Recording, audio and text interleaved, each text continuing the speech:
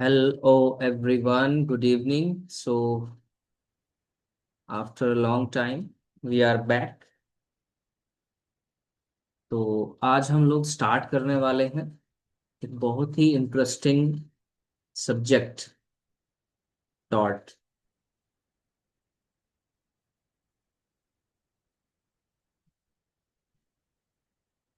ये सब्जेक्ट काफी इंटरेस्टिंग हो सकता है अगर हम इसके कुछ बेसिक चीजों को समझ लें। वो बेसिक चीजें अगर हमें समझ आ गई तो हमें ये पूरा सब्जेक्ट समझ आ जाएगा, काफी इजी बन जाएगा। तो डॉट को समझने से पहले हमें कुछ एग्जाम्पल्स को समझना पड़ेगा। जैसे टॉट क्या है, टॉट किस भाषा से आया और टॉट होने के लिए क्या क्या चीजें होनी जरूरी है। तो कुछ बेसिक चीजें समझते हैं पहले। जैसे इसका मीनिंग क्या होता है, ये किस लैंग्वेज से आया। तो टॉट जो है वो फ्रेंच यानी फ्रांसीसी भाषा का शब्द है।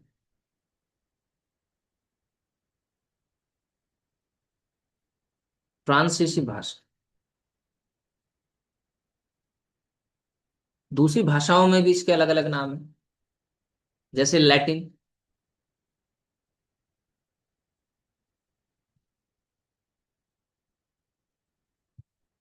लैटिन भाषा में टॉर्टम कहते हैं। और इस टॉर्ट की जो उत्पत्ति है इस टॉर्टम से हुई है।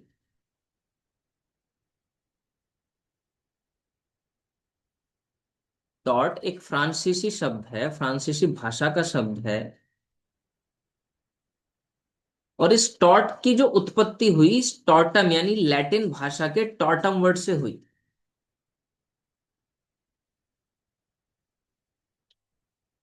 अंग्रेजी में इसको रॉन्ग कहते हैं।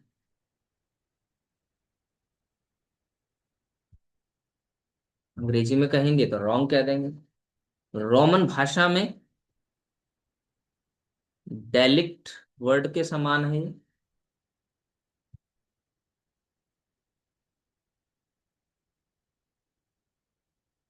और हिंदी में इसे दुष्कृति या अपकृत्य कहते हैं।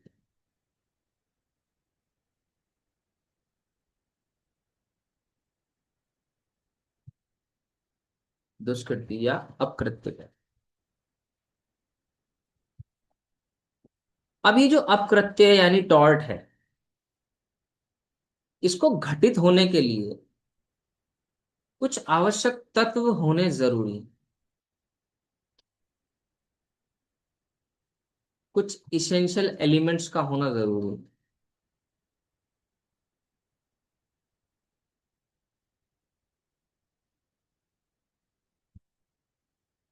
जैसे सबसे पहले कोई अनुचित कार्य हुआ हो जो नहीं होना चाहिए,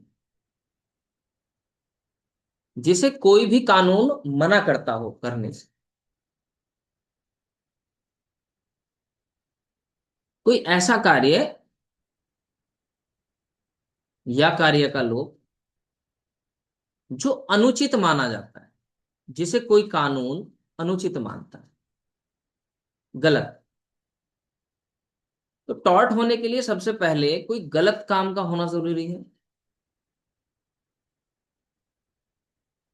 सिर्फ गलत काम होने से भी टॉर्ट नहीं हो जाएगा, और भी चीजें जरूरी है। अगर किसी ने कोई गलत काम किया उससे उस दूसरे व्यक्ति को कानूनी क्षति होनी चाहिए।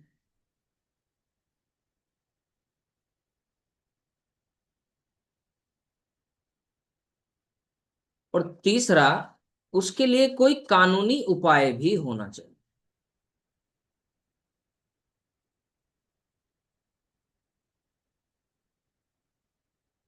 अब समझते हैं कुछ कहानी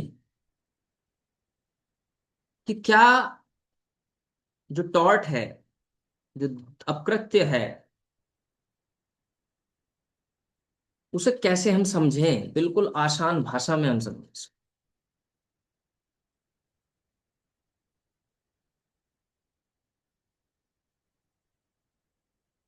एग्जाम्पल लेते हैं।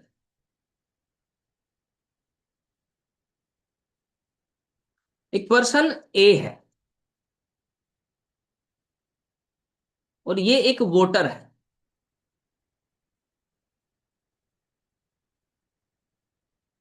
ये बी को वोट डालना चाहता है, यानी बी एक कैंडिडेट है, जैसे आपके भी होते होंगे। आप भी किसी कैंडिडेट को वोट करना चाहते हैं। ए जो है वो जाता है बी को वोट डालने के लिए। अब जो सी है, ये कौन है? ये सपोज करो, ये एक निर्वाचन अधिकारी है।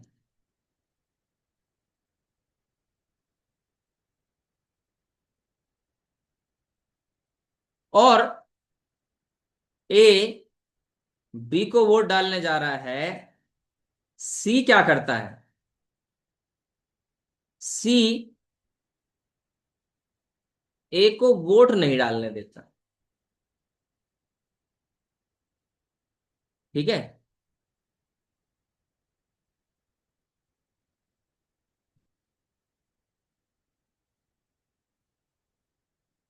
इसे वोट नहीं डालने देता। अब ए बी को वोट डालने जा रहा था। सी जो एक चुनाव अधिकारी था, उसने उसे वोट डालने से मना कर दिया, उसका वोट नहीं डलवाया। और जो बी था, ये चुनाव जीत गया।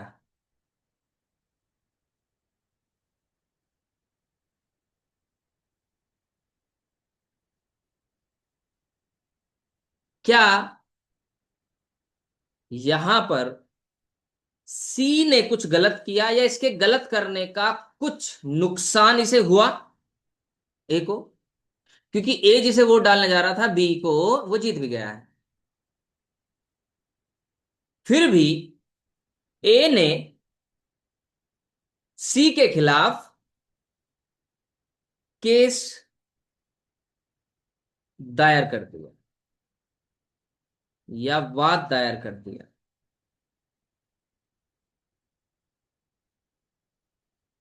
अब अगर मैं आप लोगों से पूछूं, ये मानते हुए कि आपको कानून की बिल्कुल भी जानकारी नहीं है, तो आप भी यहां अपना लॉजिक लगा के बता देंगे, आप भी ये बता देंगे कि यहां पर ए ने जो सी के खिलाफ केस किया है, वो सही किया है। भले ही जिसे वो वोट डालने जा रहा था बी, वो जीत भी गया, लेकिन चूंकि ए के पास ये कानूनी अधिकार था।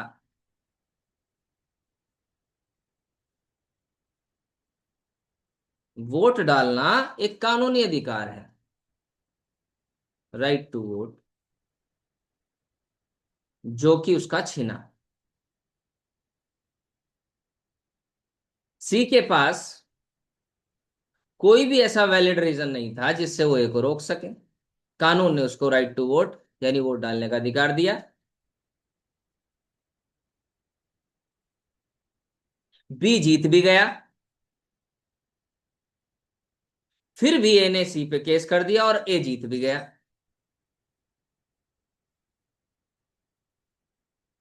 अब आप समझेंगे सर ऐसा कैसे? चलो ये तो ठीक है, ए जीत गया, बट कैसे? देखिए,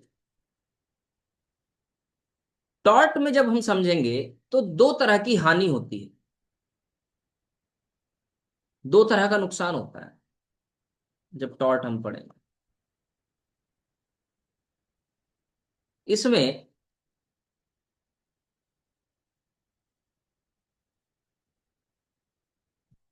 एक होती है क्षति, जिसको इंग्लिश में कहते हैं इंजरी।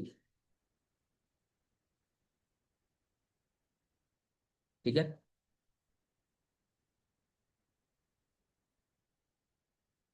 और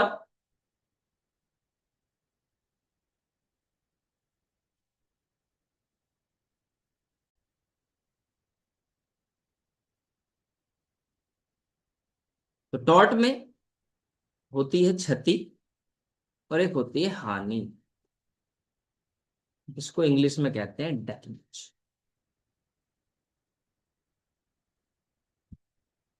तो क्षति से मतलब है यहां पर किसी लीगल राइट का वॉयलेशन,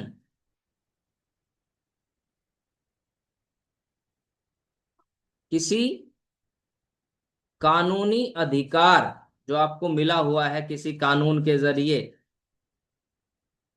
उसका छीना जाना। और याद रखिएगा, जब तक ये इंजरी यानी कानूनी अधिकार यानी लीगल राइट्स का वॉयलेशन नहीं होगा, जब तक टॉर्ट नहीं होगा।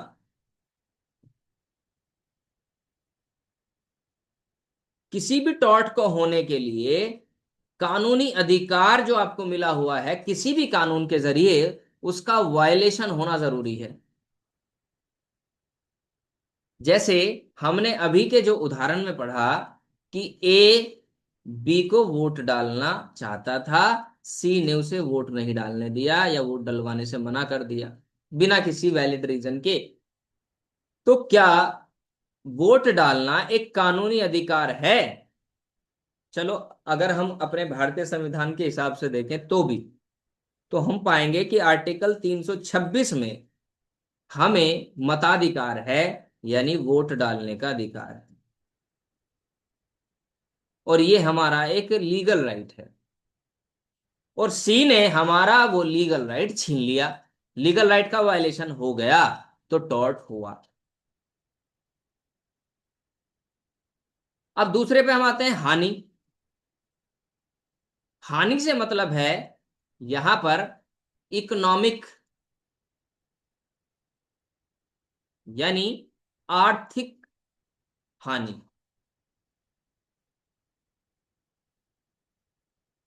पैसे की हानि। ठीक है, प्रॉपर्टी की हानि हो सकती है, संपत्ति हो सकती है। और क्षति से मतलब है किसी कानूनी अधिकार का उल्लंघन होना, यानी violation of the legal right. अब एक चीज समझनी है ध्यान से हम लोगों को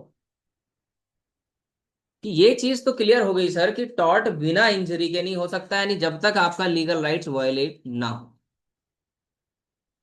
लीगल राइट जैसे ही वायलेट हुआ तो तुरंत टॉर्ट हो जाएगा। कैसे?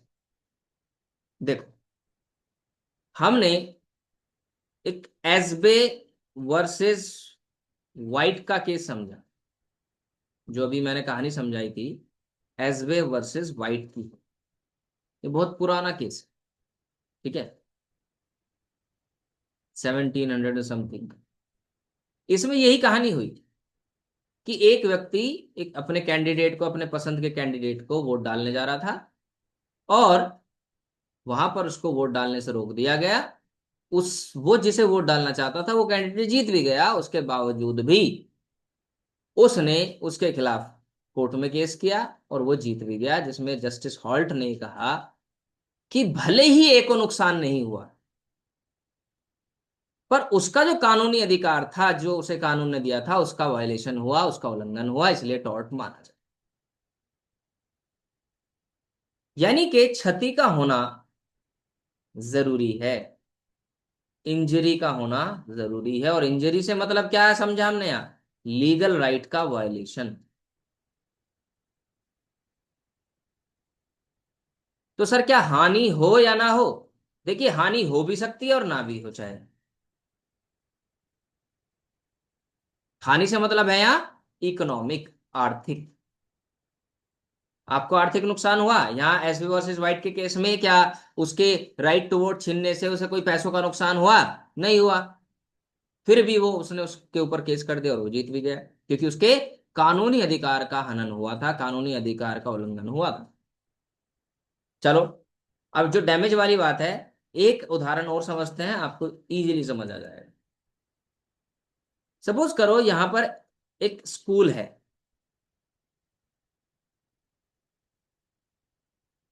ठीक है, ठीक है, एक स्कूल है, यहाँ पे काफी सारे बच्चे हैं, मान लो 2000 बच्चे यहाँ पे पढ़ते हैं। अच्छा पैसा आता है, आपके यहाँ भी होंगे, आसपास शहर में मिल जाएंगे। और आपने ये भी कहानी देखी होगी कि कोई व्यक्ति आता है, जमीन खरीदता है, और वो एक दूसरा स्कूल खोल लेता है। कोई भी स्कूल, कोई भी व्यक्ति स्कूल खोल सकता है। यहाँ पर ये कई तरह की उन्हें ऑफर दे देता है कि ठीक है भाई, आ जाओ हमारे यहाँ पे, जो है आपको फीस कम देनी पड़ेगी, 3 बच्चों के साथ एक बच्चा, मतलब कैसे भी एग्जाम्पल ले लीजिए। अब यहां से काफी सारे बच्चे इधर जाके एडमिशन ले लेते हैं। मान लो यहाँ से 1000 बच्चे टूट के इधर आ गए।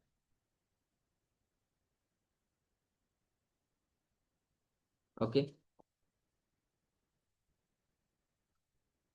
1000 बच्चे टूट के इधर आ जाते हैं, और जो स्कूल ए है इसको काफी आर्थिक नुकसान हो जाता है।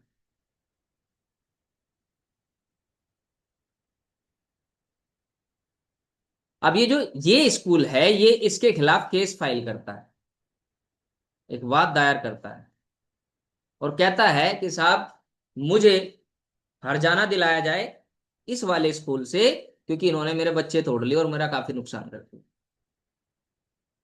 तो आप खुद बताइए, अपना दिमाग लगाइए कि क्या यहाँ पे टॉर्ट होगा, क्या यहाँ पे कोई अनुचित कार्य हुआ? तो आप सभी कहेंगे नो। क्योंकि भाई स्कूल खोलने का अधिकार तो उतना ही दूसरे को भी तो है। आपने स्कूल खोला,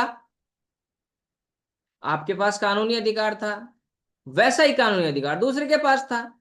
तो आपके किसी कानूनी अधिकार का उल्लंघन नहीं हुआ।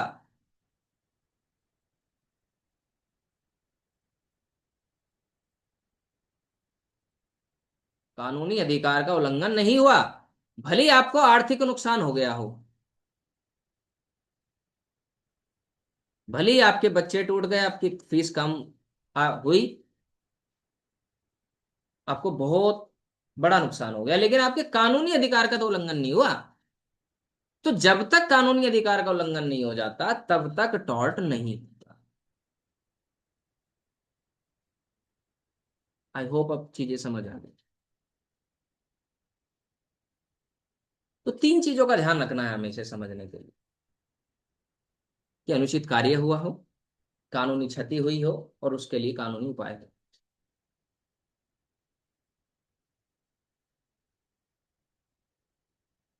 ओके, चलिए समझते हैं।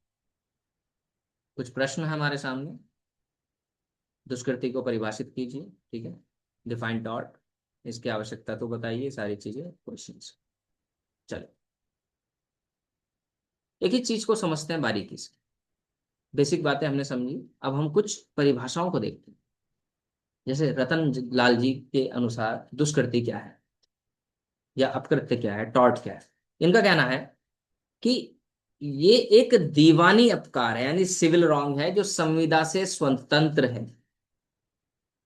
संविदा क्या होता है? जैसे दो लोग कॉन्ट्रैक्ट कर लेते हैं आपस में, है ना, संविदा कर लेते हैं।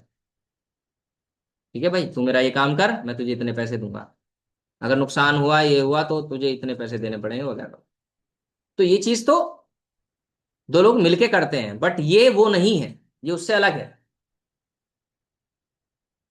जिसका उपाय दीवानी न्यायालय में क्षतिपूर्ति यानी डैमेजेस के दावे के रूप में किया जाता है। कैसे? ए बी को वोट डालने जा रहा था, सी ने रोक दिया, ए ने सी पे केस कर दिया और उससे डैमेजेस मांग लिया।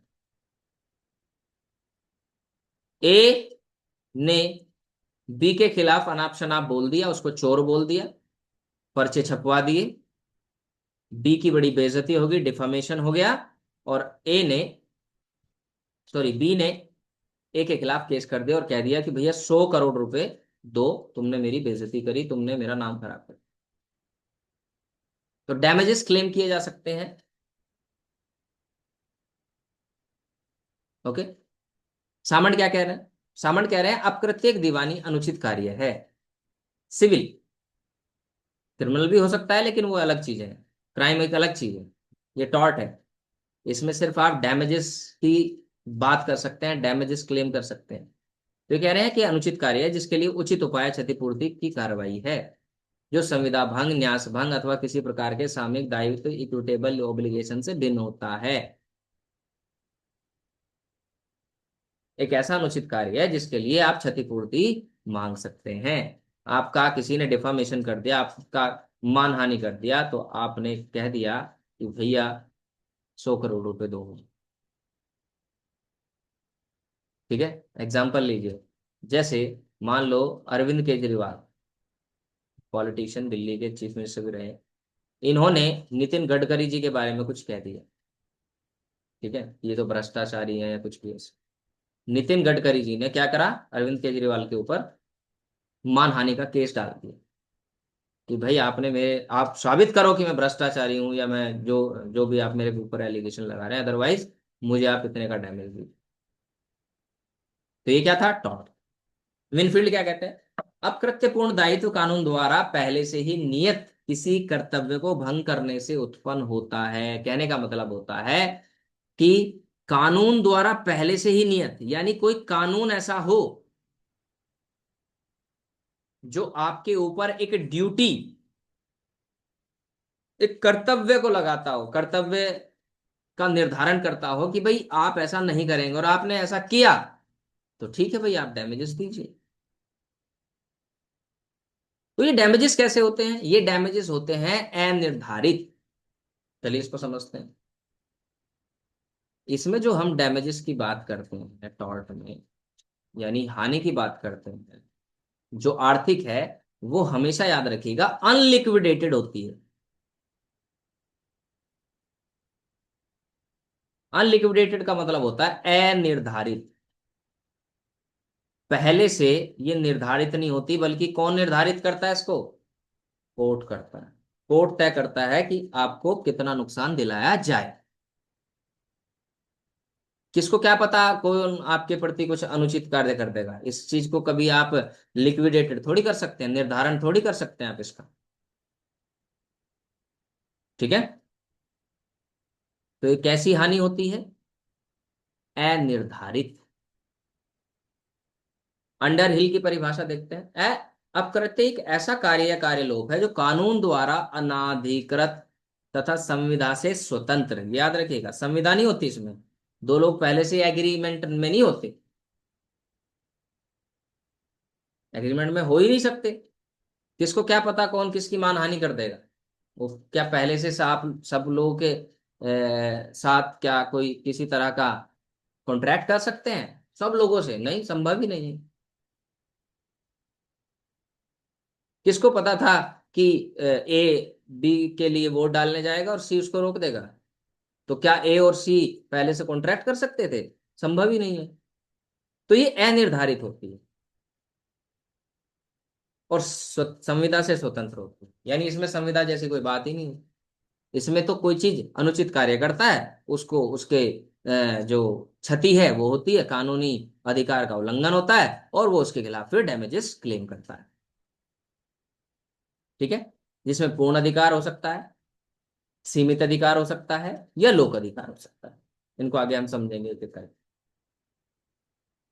ठीक है, तो विनफील्ड के अनुसार अगर हम देखें इन तीनों, तीन चार जो हमने डेफिनेशन पढ़ी, उनमें से सबसे ज्यादा जो अ, सही, पूरी तरह से तो कोई भी परिभाषा नहीं है, कोई भी परिभाषा ऐसी नहीं है जिसमें सारे आवश्यक तत्व आ जाते हों, लेकिन विनफील्ड की जो परिभाषा है वो औरों से बेहतर है, क्योंकि इसकी जो परिभाषा है उसमें तीन मुख्य तत्व आपको मिल जाएंगे। कौन से, पहला, अकृत्यपूर्ण दायित्व कानून द्वारा पूर्व निश्चित कर्तव्य भंग होने के कारण उत्पन्न होता है, means tortious liability arises from the breach of a duty primarily fixed by law। जैसे राइट टू वोट क्या पहले से डिसाइड है आपका, तो आप कहेंगे यस। तो क्या करा, पूर्व निश्चित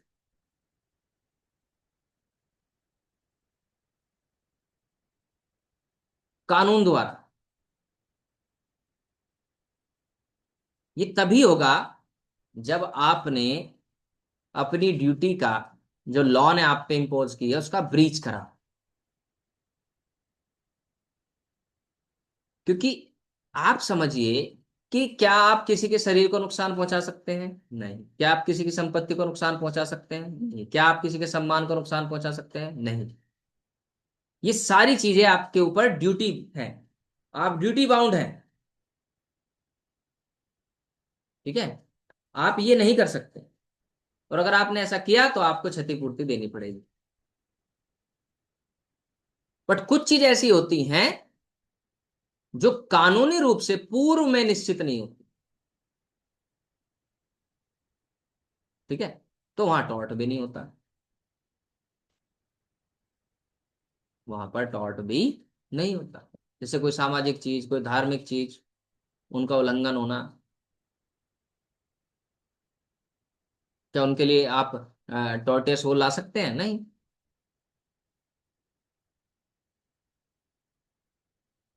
ठीक है, सामाजिक या धार्मिक। ठीक है, कोई पूजा पाठ करे ना करे, उसका अपना वो धार्मिक कर्तव्य है उसके ऊपर, वो उसको पूरा करे ना करे। आप ये थोड़ी ना कि भाई उसके खिलाफ टॉर्टियस लाइबिलिटी में वो ले आएंगे आप, नहीं। दूसरी बात यह है, कानूनी कर्तव्य जनसाधारण के प्रति होता है। ठीक है, legal duties towards persons generally, कहने का मतलब है कि जो भी लोग इस समाज में रह रहे हैं, ठीक है, तो वहां पर राइट इन रेम होता है। राइट इन रेम का मतलब मैं समझाता हूँ, ध्यान से समझते। राइट इन रेम,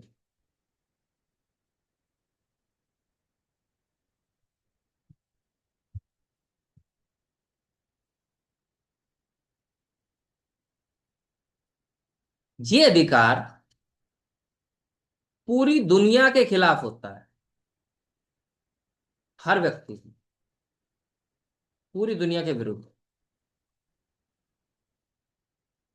मेरा फोन है, मेरा फोन रखा है, पूरी दुनिया की ये जिम्मेदारी है कि वो इसे मेरे बिना मर्जी के हाथ भी ना लगाए।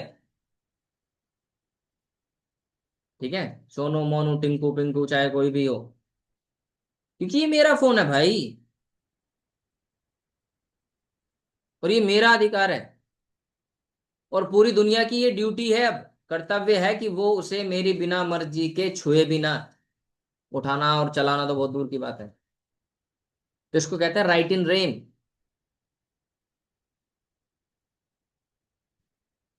ठीक है, राइट इन रेन। आप सड़क पे चल रहे हैं, आप कहीं जा रहे हैं, मान लो एक लड़की जा रही है सड़क पे, तो उसके पास उसकी शारीरिक सुरक्षा का अधिकार है, हर तरह की सुरक्षा का अधिकार है। आप उसे परेशान नहीं कर सकते,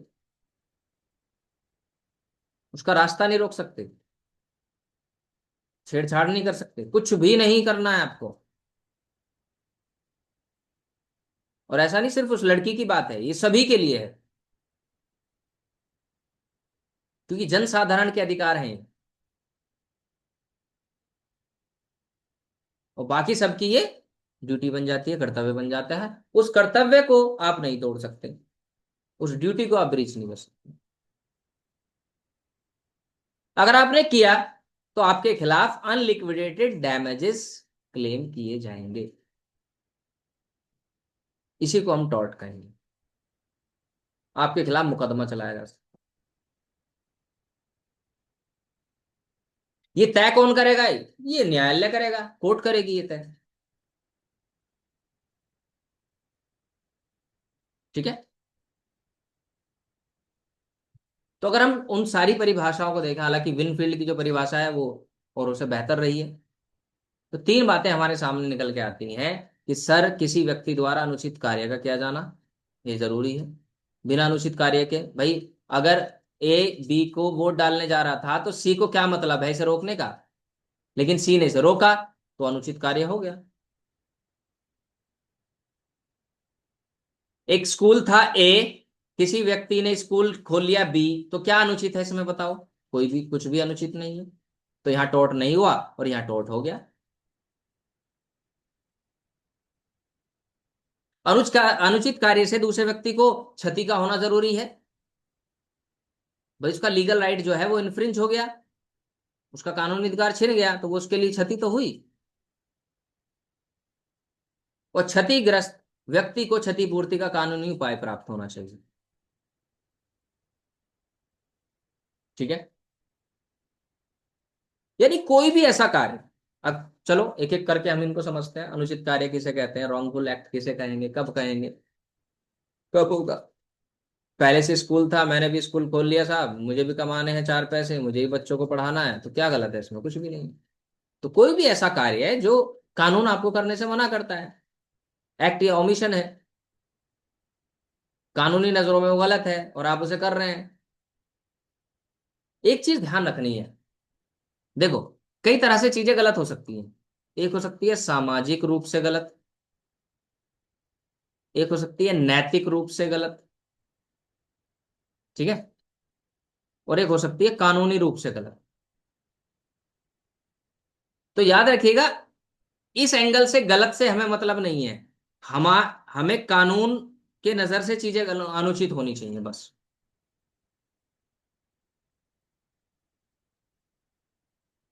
ठीक है, समझ आई बात?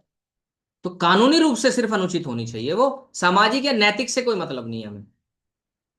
अब आप सब सोचेंगे कि सर सामाजिक रूप से क्या गलत हो सकता है जो कानूनी रूप से गलत ना हो या नैतिक रूप से गलत ना हो? बहुत सारी चीजें हो सकती हैं। सपोज करो इंटरकास्ट मैरिज लोग करते हैं, तो वो समाज के हिसाब से गलत होती है लेकिन कानून के हिसाब से गलत नहीं होती। सामाजिक रूप से तो गलत है वो, लेकिन कानून उसे गलत नहीं मानता। हमें सिर्फ, चूंकि हम कानून के विद्यार्थी हैं, लॉ स्टूडेंट्स हैं, तो हमें नैतिक और सामाजिक उस पर ध्यान नहीं देना। हमें देखना है कि क्या वो कानूनी रूप से गलत है। अगर गलत है तो ठीक है, उसके लिए डैमेजेस क्लेम किए जा सकते हैं, तभी माना जा सकता है कि टॉर्ट हुआ है। ठीक है। उदाहरण है इसमें, किसी व्यक्ति द्वारा अपनी भूमि पर इतनी ऊंची दीवार बनाना जिससे दूसरे व्यक्ति की रोशनी में रुकावट पड़ती हो।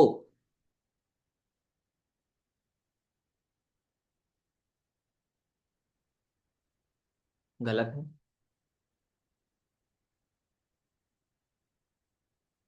एक मकान है, ठीक है, जैसे समझो, ये मकान है एक, यहाँ आपका मकान है, ठीक है, यहाँ इसका ये बैक साइड है, इधर से इसने विंडो खोल लिया, आपके घर में दिखाई पड़ता है, ठीक है, नहीं खोल सकते, प्राइवेसी का उल्लंघन हो जाएगा इसमें।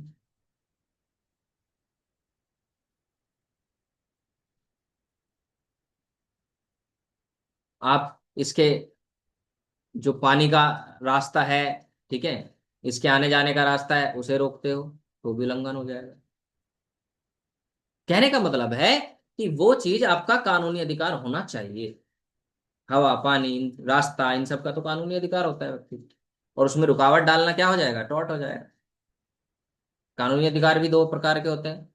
एक तो होते हैं पर्सनल राइट्स, इसको हम कहते हैं व्यक्तिगत अधिकार, ठीक है, व्यक्तिगत अधिकार जो व्यक्ति विशेष को मिले होते हैं।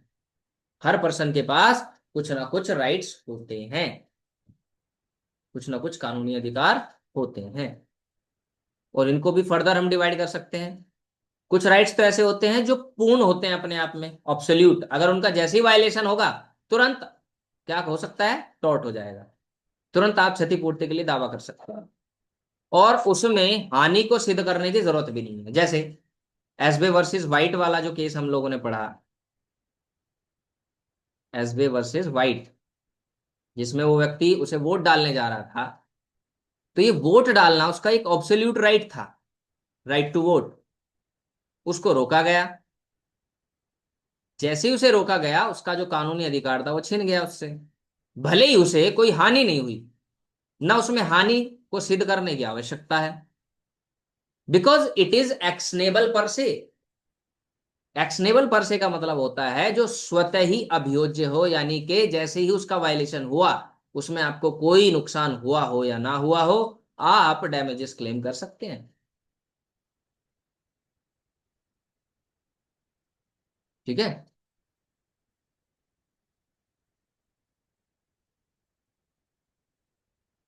जैसे संपत्ति, सम्मान, शारीरिक सुरक्षा, स्वतंत्रता का अधिकार, इनका वायलेशन होता है तो ये एक्शनेबल पर से होते हैं। जैसे ही ये अधिकार आपका छिना, तुरंत आप इसके लिए क्या कर सकते हैं?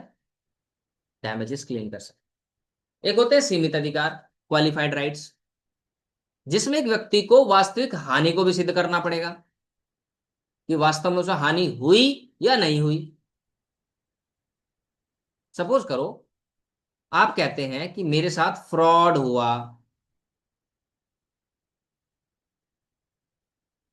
ठीक है, मेरे साथ फ्रॉड हुआ। तो ये बताओ, फ्रॉड से आपको नुकसान क्या हुआ, ये बताओ। क्या नुकसान हुआ आपको? बस आप कह रहे हैं, नहीं साहब मेरे साथ तो फ्रॉड। अरे भाई, क्या नुकसान हुआ? भाई आपके पैसे काट लिए, आपके अकाउंट से पैसे कट गए।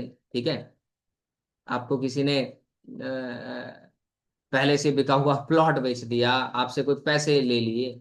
नहीं साहब फ्रॉड हुआ। नहीं भाई, ये क्वालिफाइड राइट है। आपको पहले साबित करना पड़ेगा कि फ्रॉड से आपको नुकसान क्या हुआ।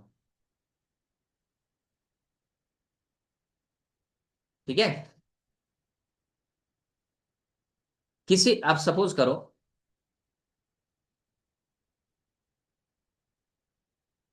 ए ने बी के ऊपर केस चलाया। ए ने बी के ऊपर केस चलाया और बी बरी हो गया बाद में, बाइज्जत बरी हो गया। अब जो बी है, वो ए के खिलाफ केस फाइल कर देता है, साहब झूठा केस था, देखो मैं बरी भी हो गया हूं, अब मुझे ए से ना नुकसान का की भरपाई करवाओ। तो कोर्ट पूछेगी, ये बताओ, इन्होंने आप पे केस चलाया तो आपको क्या नुकसान हुआ, बताइए। वास्तविक हानि क्या हुई आपको? क्योंकि ये जरूरी नहीं ना, हो सकता है कि ए के साथ वास्तव में कुछ गलत हुआ हो, लेकिन वो साबित नहीं कर पाया, उसके पास कोई एविडेंस नहीं थे, उसके पास गवाह नहीं थे। तो हमें यहां पर वास्तविक हानि को भी साबित करना पड़ेगा। ठीक है। दूसरे होते हैं सार्वजनिक अधिकार, पब्लिक राइट्स। ये वो अधिकार होते हैं जो किसी भी व्यक्ति को अन्य व्यक्तियों के साथ साथ समान रूप से मिलते हैं। जैसे रास्ते पे चलने का अधिकार हर व्यक्ति को है, बताइए। सड़क पे जाने का अधिकार, पार्क में जाके खेलने का अधिकार। ठीक है। कोई सेम वाटर रिसोर्स है, उससे पानी लेने का अधिकार, जैसे नहर है तो उससे सभी पानी ले सकते हैं। कोई पब्लिक वेल्स है, कोई पब्लिक नल है, सरकारी नल है, उससे सभी पानी ले सकते हैं। तो क्या आपको रोका जा सकता है उससे? अगर रोका जाता है तो उसके लिए आप डैमेजेस क्लेम कर सकते हैं। ठीक है।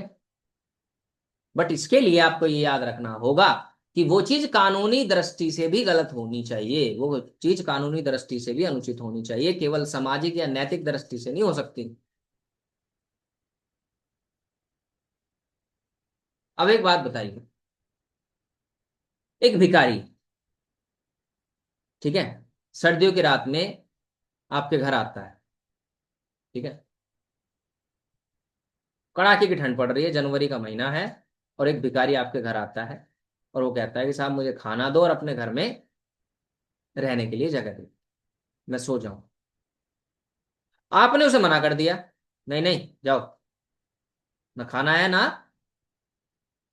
रहने की जगह है, क्या पता चोर हो, कुछ भी आपने सोचा है। रात में ही वो बेचारा मर गया, ठंड की वजह से, भूख की वजह से। तो क्या यहां पर आपने कोई टॉर्ट किया, अपकृत्य किया? Answer is no. क्योंकि किसी को खाना देना, अपने घर में जगह देना, ये सिर्फ एक नैतिक नैतिक अधिकार है, मोरल राइट है, ना कि कोई लीगल राइट। ऐसे तो कोई भी किसी के घर जाके खाना मांगने लगा है, नहीं दोगे तो आप पे केस करता फिरेगा। ऐसे कैसे संभव होगा? हम्म। हाँ, आप मोरली, आप नैतिक रूप से उसे खाना दे रहे हैं, ठीक है, किसी को सामाजिक रूप से आप अपने घर में रुकने दे रहे हैं, ठीक है, कोई बात नहीं। वो कानूनी रूप से तो आपके खिलाफ उस चीज को क्लेम नहीं कर सकता। तो यहाँ पर किसी तरह का कोई टॉर्ट नहीं होगा। ठीक है। तो पहली चीज हम लोगों ने समझी कि एक अनुचित कार्य का होना जरूरी है। एक अनुचित कार्य होना चाहिए अगर टॉर्ट होना है तो। चलो जी, अनुचित कार्य है या नहीं है, इस चीज को हमने समझ लिया। अब हम समझते हैं कि अनुचित कार्य के बाद हमें होनी चाहिए कानूनी क्षति, लीगल डैमेज। अब यहां पर इस क्षति की जब हम बात करते हैं तो इसको दो शब्दों में हमें समझना पड़ेगा, और वो है एक इंजरी यानी क्षति, हानि यानी डैमेज। इसको समझने के लिए हमें दो लीगल मैक्सिम समझनी पड़े।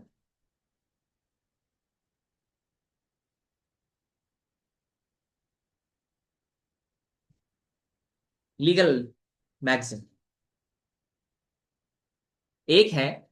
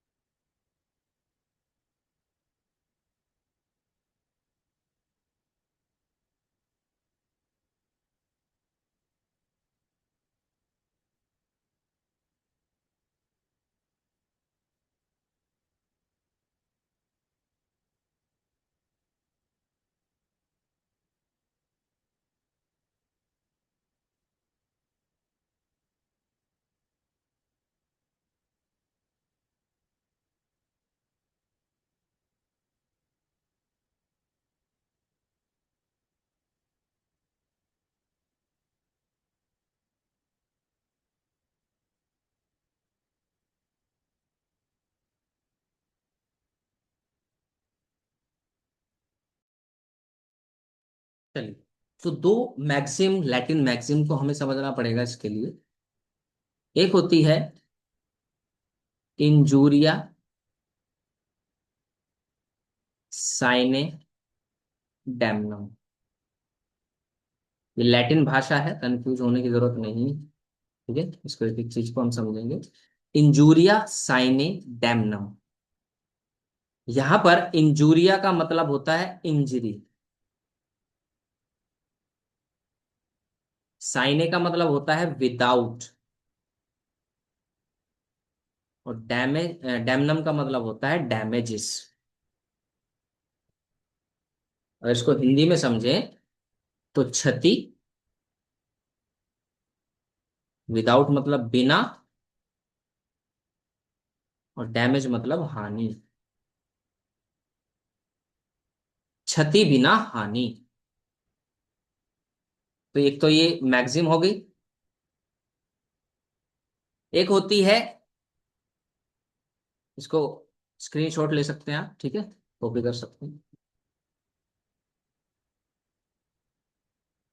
चलिए, दूसरी होती है, इसका उल्टा कर दो आप, डैमनम साइने इंजूरिया।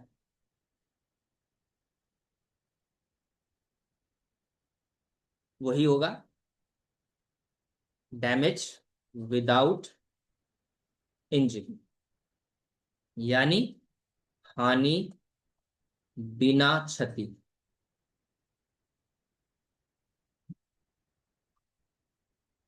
तो कहने का मतलब है इंजुरी हुई है बिना डैमेज के,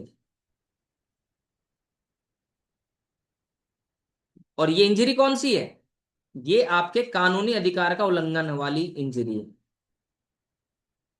यानी यहां पर आपका लीगल राइट वॉयलेट हुआ है। और अगर लीगल राइट वॉयलेट हुआ है तो यहां पर टॉर्ट होगा। यानी कि जो एसबे वर्सेस वाइट वाला केस था, जिसमें वो वोट डालने जा रहा था, उसको कोई हानि तो हुई नहीं थी, बट उसको क्षति हुई थी, क्योंकि उसका कानूनी अधिकार जो वोट डालने का अधिकार था वो छीना गया था। इसलिए जो इंजूरियस साइन डैमनम है उसमें टॉर्ट होता है। अब दूसरी कहानी, डैमनम साइन इंजूरिया, साहब हानि तो हुई है बट क्षति नहीं हुई है, यानी कि आर्थिक नुकसान तो हुआ पर कोई कानूनी अधिकार जो था उसका उल्लंघन नहीं हुआ, लीगल राइट का वॉयलेशन नहीं हुआ। ये ऐसा ही बना हुआ है हम, जैसे स्कूल वाला जो केस मैंने बताया, भाई स्कूल खोला, दूसरे को भी स्कूल खोलने का अधिकार है। हाँ नुकसान जरूर हुआ, एक मिठाई की दुकान थी सामने, आपने भी खोल ली, ग्राहक आपकी तरफ आने लगे, उसको पैसों का नुकसान हो गया, लेकिन भाई दुकान खोलने का अधिकार तो आपको भी है, तो उसका नुकसान जरूर हुआ बट कानूनी अधिकार तो नहीं थी ना। इसलिए डैमनम साइन इंजूरिया में टॉर्ट नहीं होता। अगर कोई कहता है साहब मुझे नुकसान हुआ, कोर्ट पूछती है तुम्हारा कोई कानूनी अधिकार छीना, वो कहता है सर नहीं कानूनी अधिकार तो नहीं छीना, ठीक है अपने घर जाओ, कोई कोई यहाँ पे टॉर्ट नहीं हुआ। ठीक है, ये दोनों मैगजीन को आपको याद रखना है। ठीक है, चलिए पहला है क्षति बिना हानि, इंजूरियस हानि डैमनम, हानि, ये सब समझना है आप लोगों को। यहाँ पे हानि का मतलब क्या है, ठीक है, साइने का मतलब क्या है। ओके, चलिए। अब जैसे हमने बात की थी कि जहां पर आपको कोई कुछ भी मतलब आर्थिक नुकसान होने की जरूरत नहीं है, बस आपका कानूनी अधिकार छिन जाओ, कानूनी अधिकार छिना टॉर्ट हुआ, इतना दिमाग में बैठा लो आप। जैसी कानूनी अधिकार छिनता है तुरंत टॉर्ट हो जाता है, भले ही फिर आपको आर्थिक नुकसान हुआ हो या ना हुआ हो। जैसे आपके घर में कोई घुस आया, अनाधिकार प्रवेश है, ट्रेसपास कर दिया, मानहानि कर दिया, आपकी शारीरिक सुरक्षा को नुकसान पहुंचाया, व्यक्तिगत स्वतंत्रता को नुकसान पहुंचाया, हो गया टोल। भले ही आपको वहां पैसे का नुकसान ना हुआ हो, क्योंकि आपका जो अधिकार था वो तो छिन गया ना। ठीक है, चलो ये केस समझते हैं। ठीक है, चलो अब एक बात बताओ, एक एग्जांपल देता हूं। ए का एसबीआई बैंक में पैसा है मान लो 10 लाख। ए ने एक चेक काटा, कितने का, 1 लाख रुपए।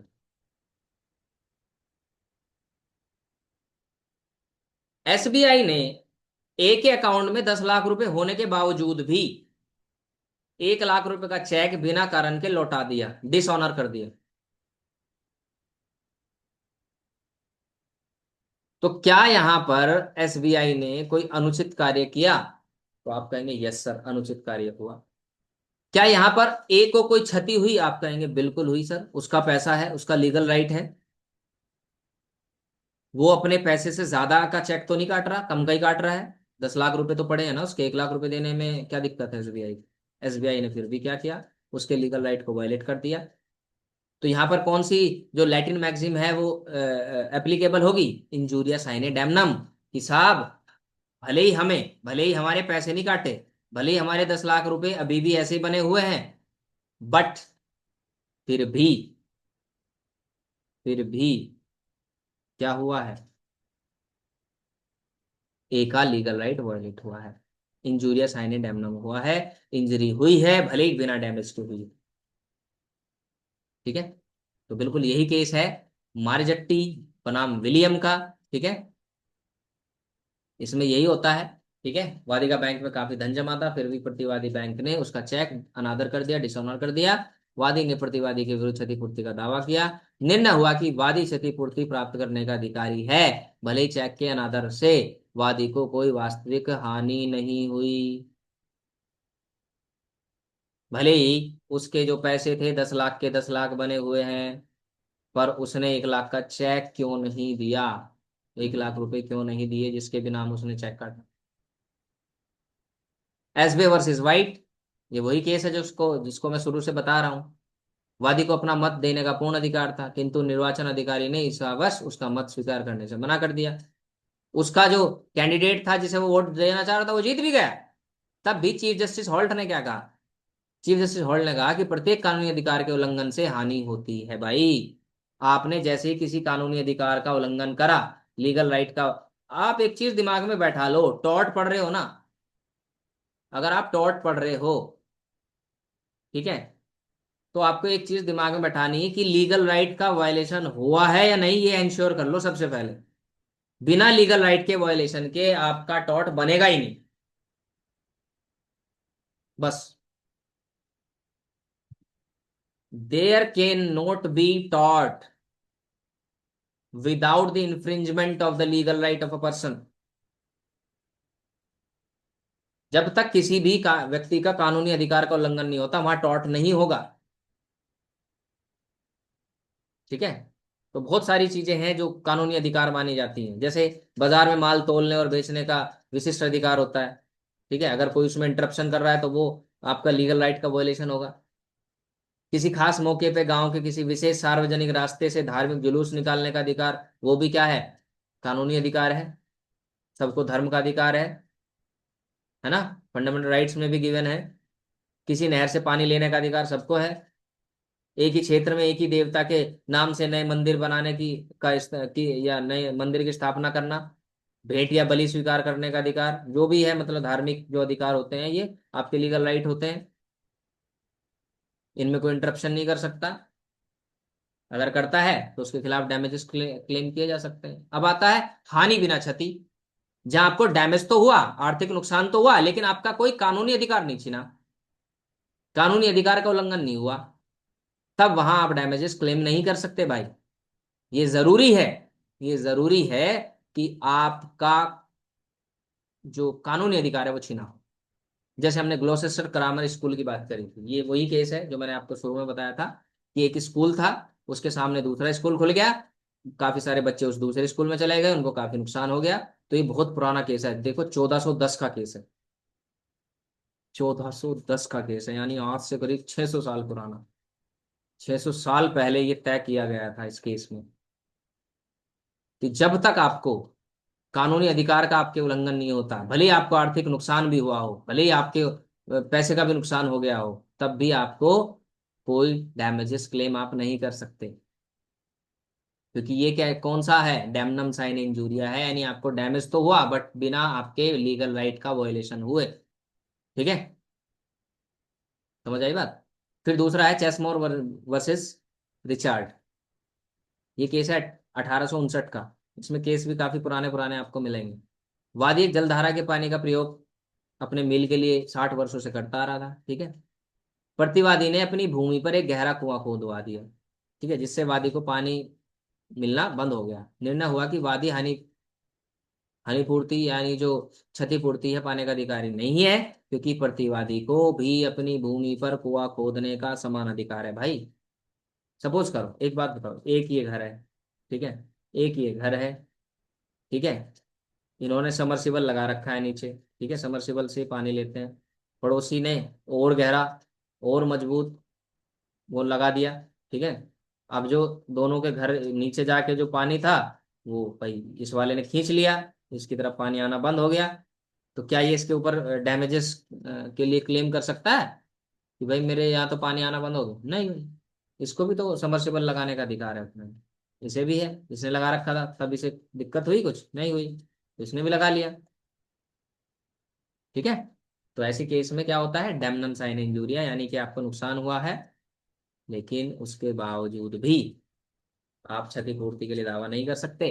कानूनी उपाय का होना जरूरी है, इसके लिए एक लैटिन मैक्सिम समझने की जरूरत है, याद कर लीजिएगा इसको। वो भी जस्ट इबी रेमेडियम, यानी कि जहां अधिकार है वहां उपाय होता है, बिना अधिकार के उपाय नहीं होता, ध्यान रखिएगा।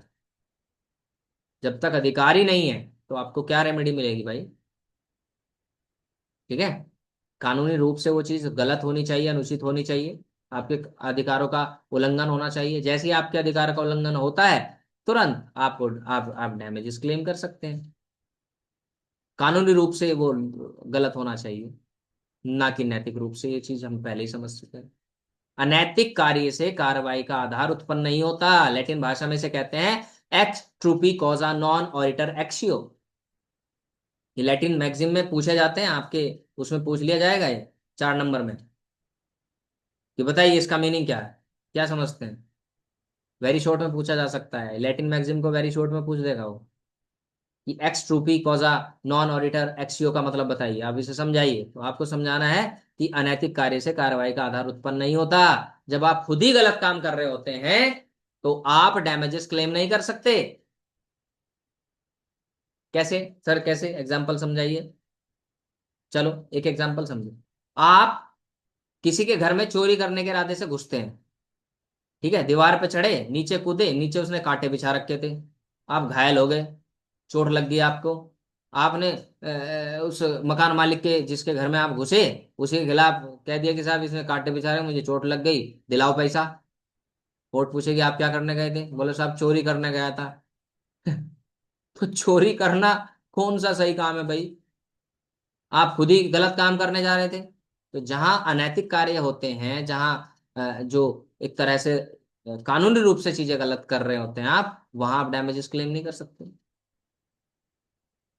जहां आप खुद ही गलती कर रहे होते हैं, एक चोर किसी मकान में चोरी करने के लिए कूदते समय भूमि पर गिर पड़े हुए कांटेदार तारों में उलझकर घायल हो गया, उन्होंने तार लगा रखे थे। या किसी, देखा नहीं आपने, नोटिस किया होगा घरों पे लोग वो बिजली के तार लगा लेते हैं ऊपर छत पे बिल्कुल, ताकि कोई चोर ना घुस पाए। कोई गया, करंट लगा, तो आपकी जिम्मेदारी है। हालांकि वो एक अलग चीज है, बट कांटोदार तार लगाए हुए थे, उसमें वो घायल हो गया। मकान मालिक के खिलाफ क्षतिपूर्ति का दावा करेगा, वो कर सकता है, नहीं करेगा, क्योंकि आप ही कुछ खुद गलत करने जा रहे थे। तो हमारा जो कंक्लूजन है, हमारा जो निष्कर्ष है वो ये है कि सर टॉर्ट के लिए एक अनुचित कार्य हुआ हो, ठीक है, और उससे किसी को क्षति हुई हो। क्षति भी कौन सी, कानूनी अधिकार जो उसका है उसका उल्लंघन हुआ हो, और उसके लिए उपाय, इसी को हम कहते हैं टॉर्ट। आज हम लोगों ने बहुत बेसिक सी चीजें समझी हैं कि टॉर्ट क्या है, ठीक है, टॉर्ट की डेफिनेशन क्या है, टॉर्ट के क्या इसेंशियल एलिमेंट्स हैं, और कब टॉर्ट होगा और कब टॉर्ट नहीं। So thanks for watching. जय हिंद।